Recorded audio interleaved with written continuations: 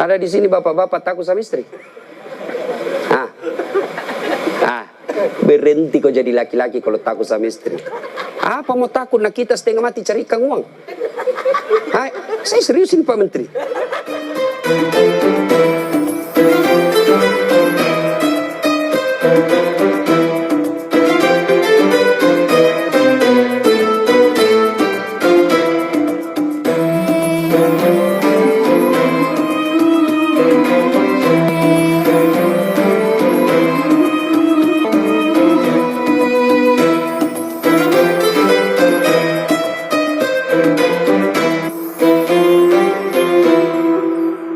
Sekolah, kalau kita ini yang sudah punya istri, model durhakanya, seperti tadi, lebih takut sama istrinya daripada ibunya.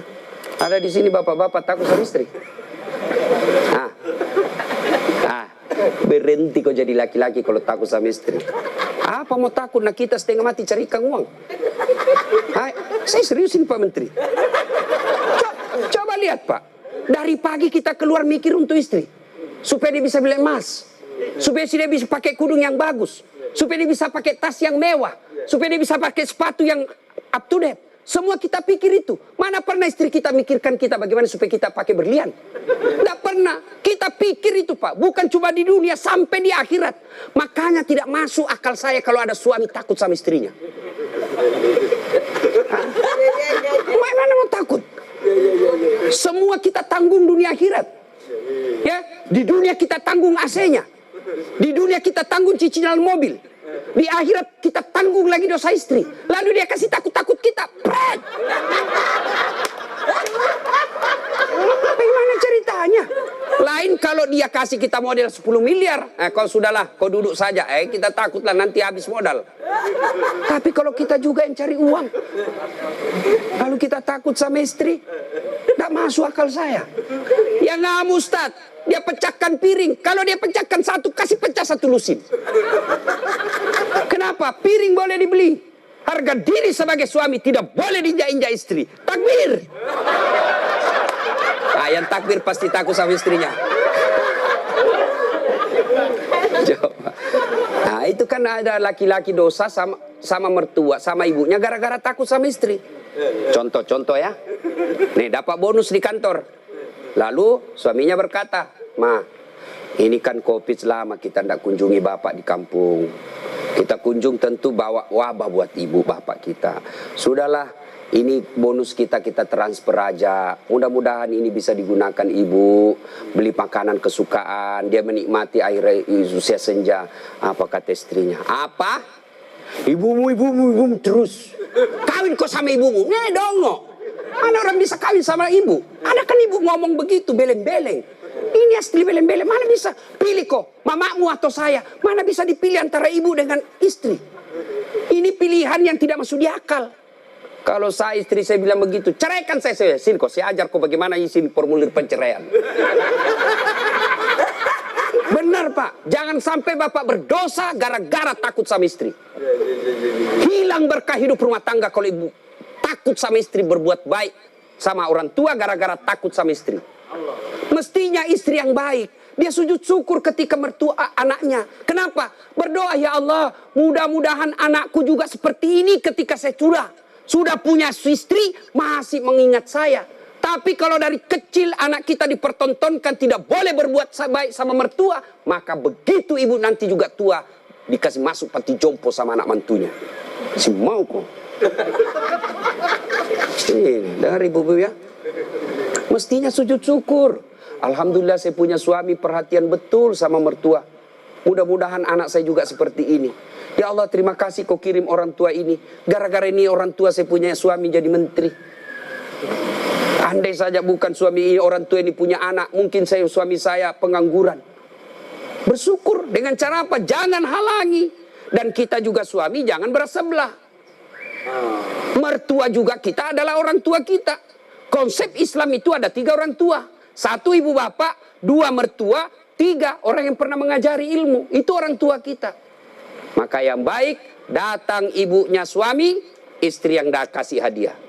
Datang orang tuanya istri, suami yang kasih hadiah. Malah jangan sembunyi-sembunyi. Karena takut sama istri, masuk di dapur mamanya, mak, jadilah istri saya, mati saya. Beleng-beleng. Ya? Takbir. Jangan sampai bapak menjadi anak durhaka hanya karena takut kepada istri. Itu camkan itu, Pak.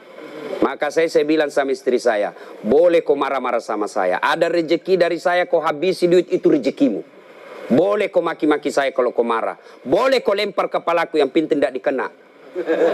Satu yang tidak boleh sedengar, jangan pernah kau sakiti perasaan ibu saya. Begitu sakit perasaan ibu saya, tidak ada mantan orang tua. Tapi istri, banyak namanya mantan istri. Nah, itu harus tegas, ini prinsip buat kita anak. Nah, ini golongan pertama yang menderita ketika sakaratil maut, anak yang durhaka kepada orang tuanya. Bagaimana dengan almarhum anak Pak Tony? Atau kita yang sudah meninggal orang tuanya? Ustadz, saya dulu anak durhaka, Ustadz. Berapa sering saya kasih keluar air mata ibu saya, Ustadz. Tapi saya sudah sadar, saya sudah hijrah sekarang. Tapi orang tua sudah ada kubur. Gimana cara berbuat baiknya? Satu, doakan. Mendoakan orang tua tidak harus pakai bahasa Arab. Mendoakan orang tua bagi yang menikah, ada 4 minimal kita minta. Ya Allah, ampuni dosanya. 2, terima amalnya. Ada amal tidak diterima? Ada. Amal-amal pilkada. Sumbang jilbab 10.000. Supaya dicoblos. Nah, nanti ya Allah, mana jilbabku 10.000, kata malaikat. Bos, pilkada jilbabmu. Ya, tidak sampai. Pun kalau ada amal orang tua kita seperti itu, dia pernah caleg, maka kita berdoa, ya Allah, terima amalnya orang tuaku. Yang ketiga, lipat gandakan amalnya tersebut. Dan yang keempat, lapangkan alam kuburnya, jadikan kuburnya menjadi taman-taman surga. Lalu tutup dengan doa yang ada Al-Quran, Allahumma ghafirli wali walidayya warhamhuma kama rabbayani shaghira. Doakan. Yang kedua, cara berbuat baik kepada orang tua semeninggal adalah bersedekah atas nama orang tua. Saudara-saudara sekalian, saya sebagai anak pertama, ini memang ada hak waris kita. Rumah ini kita 4 bersaudara, kita punya hak waris. Tapi inilah peninggalan Bapak yang beliau sejak jadi pegawai sampai pensiun mencicil rumah ini. Tidak elok rasanya begitu meninggal, beliau tidak menikmati rumah ini. Lebih baik rumah ini kita jual, kita belikan beliau jadikan masjid. Nah, setengah dari ini warisan barulah kita bagi. Bagaimana adik-adik? Setuju? Setuju, Kak. Nah, biasa kalau ada begini istri yang menghasut. Apa kek, kau kan anak pertama, masa kau mau diatur sama adikmu, dongo ini. Nah, itu biasa itu begitu. Jadi penghasut. Nah, bersedekah atas nama orang tua. Ada lagi yang berkata tidak sampai kalau sudah meninggal, Ustadz. Mau bukti bahwa sedekah kepada orang meninggal sampai? Mau bukti? Mau, Pak? Mau, saya kasih bukti. Gimana caranya? Bapak meninggal dulu, saya kirimkan sedekah.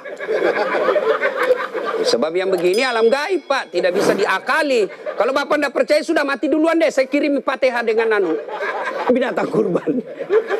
Yang ketiga, cara berbuat baik kepada orang tua sudah meninggal adalah mengunjungi karib kerabatnya. Besok lusa, anaknya almarhum, ya, masih hidup teman-temannya Bapak, ketika sudah usur, anaknya sudah menjadi pembesar, maka kunjungi karibnya.